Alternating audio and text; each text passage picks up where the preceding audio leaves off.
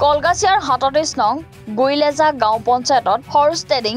সংঘটিত হোৱাৰ অভিযোগ পঞ্চায়তৰ ১ নং খণ্ডৰ সদস্যা চেমিম চুলতানা ইয়াসমিন ৯ নং খণ্ডৰ সদস্যা আইমনা খাতুন ৬ নং খণ্ডৰ সদস্য ৰফিকুল ইছলাম ৩ নং খণ্ডৰ সদস্য জংছেৰ আলী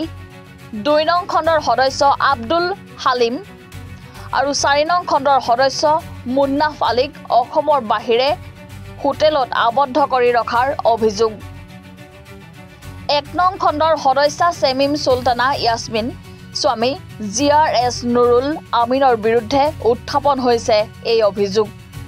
বাতৰি সম্প্ৰচাৰ হোৱাৰ পিছতেই সংবাদমেলৰ আয়োজন কৰিছিল তেওঁ কৈছিল যে ৬জন নিৰ্বাচনীত সদস্যসকল ঘৰত আছে বুলি মন্তব্য কৰাৰ পিছতেই ৰাইজে জাঙুৰ খাই তীব্ৰ প্ৰতিবাদ সাব্যস্ত কৰি বিভিন্ন ধৰণৰ শ্লোগান দিয়ে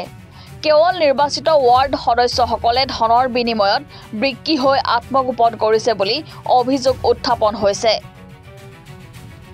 গুইলেজাত ২৪ ঘণ্টাৰ ভিতৰত পঞ্চায়তৰ নিৰ্বাচিত ৬জনীয়া ৱাৰ্ড সদস্যক আনি নিদিলে ইয়াতকৈও ভয়াৱহ আন্দোলন আৰু জিআৰএছৰ বিৰুদ্ধে আইনী ব্যৱস্থা লোৱাৰ হুংকাৰ ভোটাৰ ৰাইজৰ আমাৰ গুইলেজাৰ যিকেইটা মেম্বৰ আছে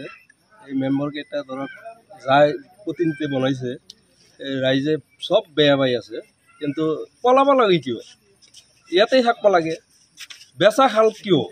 এইটো আমি চৰকাৰত আহ্বান জনাওঁ যাতে এই পঞ্চায়তত দুৰ্নীতি নহওঁকৈ যিটো প্ৰেচিডেণ্টজনী হয় এই পইচাৰ কাৰণে আমি ভাল নাপাওঁ পইচা দি যদি প্ৰতিনিধি হয় এইগিলা ৰাইজৰ কি কাম কৰিব এনেই যাব পঞ্চায়তটো এনেই যাব আমাৰ সেইকাৰণে আমি আগত যিটো বাতৰি পাইছোঁ এক মানুহ ৫ লাখ ৬ লাখকৈ টকা লৈছে এটা মেম্বৰে এই মেম্বৰক আমাৰ ঘূৰাই পাওঁ যেনে আমি খণ্ডত কেইজন লৈ গৈছে ৬জন লৈ গৈছে কোনে লৈ গৈছে এই জিআৰএছ নুৰুল কি বিচাৰে আপোনালোকে যিটো ন্যায় চৰকাৰৰ পৰা আমি সেইটো আহ্বান জনাওঁ যাতে যেনে এই দুৰ্নীতিৰ কাৰণে মুক্ত পাওঁ মেম্বাৰবিলাক ঘৰত নাই অসমৰ বাহিৰত আছে আমি জানা মতে নুৰুল জিআৰএছ যে সি পলাই লৈ গৈছে মেম্বাৰকেইটা কিডনেপ কৰি লৈ গৈছে আমি শুনা মতে পাইছোঁ ৰাস্তাত পাইছে গাড়ীটো উঠাই লৈ গৈছে আমি শুনা পাইছোঁ বহুত টকা দিছে তাহাক সেইকাৰণে বাহিৰত লৈ গৈছে তাহোন